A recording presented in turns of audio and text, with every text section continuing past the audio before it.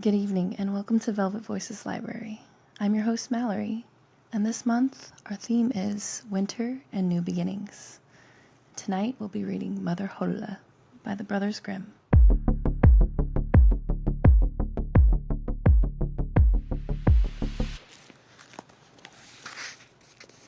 Once upon a time, a widow had 2 daughters.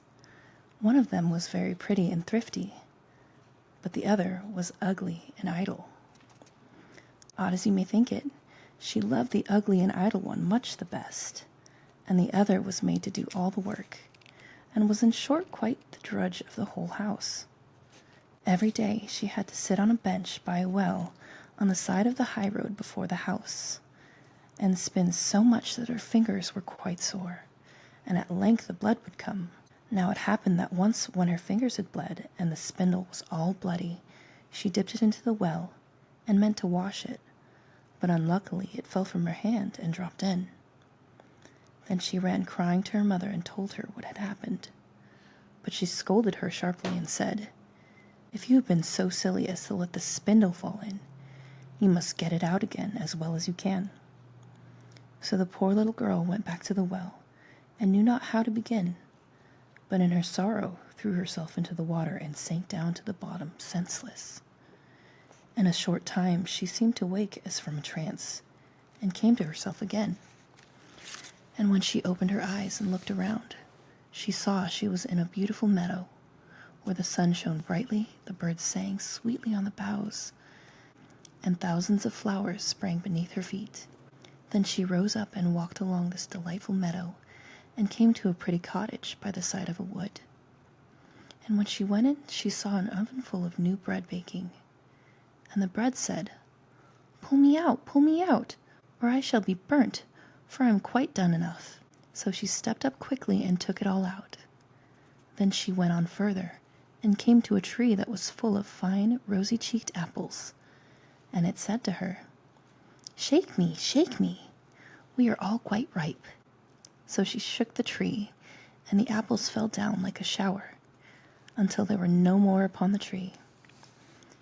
Then she went on again, and at length came to a small cottage, where an old woman was sitting at the door.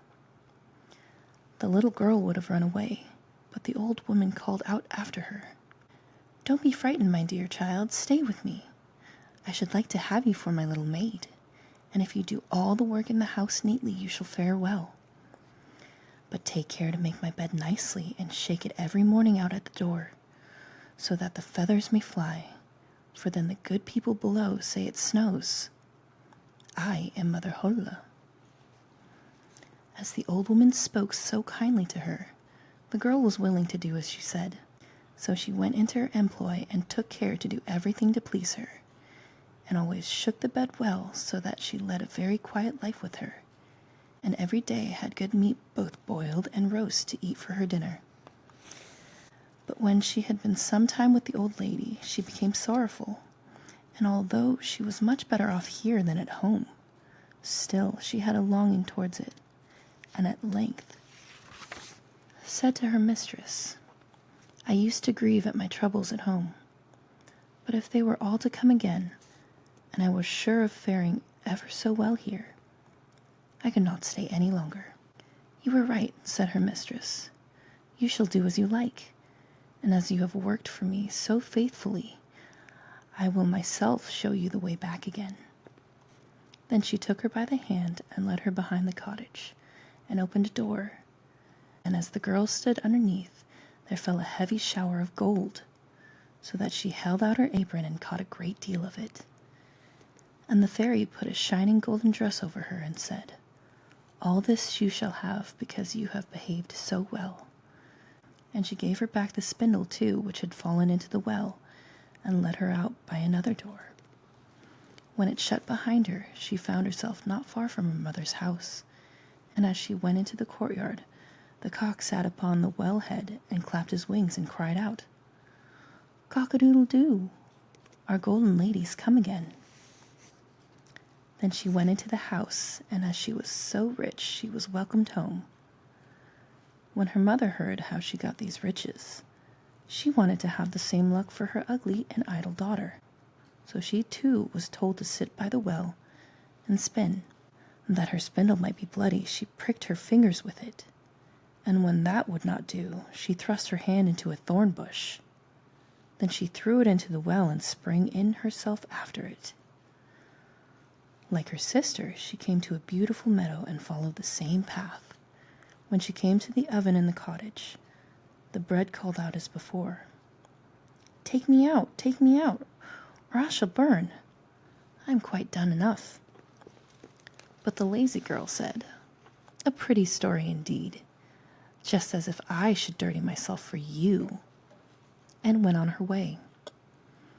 Soon she came to the apple tree that cried, shake me, for my apples are quite ripe."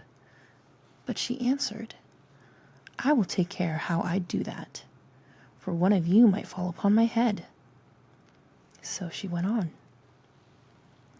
At length she came to Mother Holle's house, and readily agreed to be her maid.